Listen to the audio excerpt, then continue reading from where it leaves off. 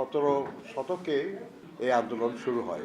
17 সাল থেকেই শ্রমজীবী মানুষের উপর অত্যাচার শুরু হয়েছে বলে এমন মন্তব্য করেছেন বিএনপির জাতীয় স্থায়ী কমিটির সদস্য নজরুল ইসলাম খান। তিনি বলেন, আন্দোলনটা শুধু মার্কিন যুক্তরাষ্ট্রেই নয়, পৃথিবীর সব দেশেই হয়েছে। এ সময় অন্যান্য বক্তারা বলেন, রাজধানীতে হকার শ্রমিকদের বজ্রপাতের মতো উচ্ছেদ করা হয়েছে। 12 দলীয় জোটের এক আলোচনা সভায় তারা এসব কথা বলেন। বিনা মেঘে বজ্রপাতের মতো এই হকারদের উচ্ছেদ করা হয়েছে। মহান মে দিবস উপলক্ষে শনিবার বিকেলে জাতীয় প্রেস ক্লাবে 12 দলীয় জোট আয়োজন করে দেশে চলমান পরিস্থিতিতে মহান মে দিবসের তাৎপর্য শীর্ষক আলোচনা সভা। এতে প্রধান অতিথি ছিলেন বিএনপির জাতীয় স্থায়ী কমিটির সদস্য নজরুল ইসলাম খান। এ সময় তিনি বলেন, হকারদের উচ্ছেদের আগে নোটিশ দেওয়া হয়েছে। আপনি তাদেরকে নোটিশ করা হয় নাই, এটা তো ঠিক না।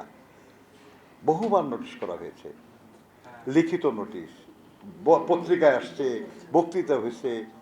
আপনার মেয়র বা আগের যা কাউন্সিলররা ছিল তারা সবাই বলছে না আর কি, যে এটা তো মানে ইললিগ্যাল একটা অবস্থান আর কি, এটা বলে। হকারদের স্থায়ী ব্যবস্থার কথা জানিয়ে তিনি বলেন, বিএনপি সরকার সবাইকে সন্তুষ্টি করার চেষ্টায় কাজ করছে। প্রশ্ন হয়েছে যে এটা ঠিক, যে যাবে কোথায় তারা? অবশ্যই তাদের বিকল্প ব্যবস্থা করা লাগবে। আমাদের সরকার চেষ্টা করছে সেটা বিকল্প ব্যবস্থা করার, কিন্তু সবসময় তো সবচেয়ে ভালোটা করা মুশকিল, তাই না?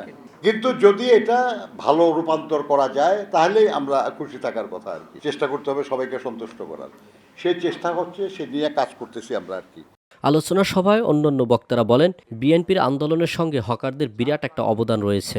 কৃষক কার্ড দিলেন, এগুলি অঙ্গীকার না, এটি দেওয়ার জন্য অঙ্গীকার করছেন। আর ওই যে খাল খনন করতেছেন, এগুলি দেশের উপকারের জন্য করতেছেন। উনি পয়সা থাকার জন্য আসে নাই।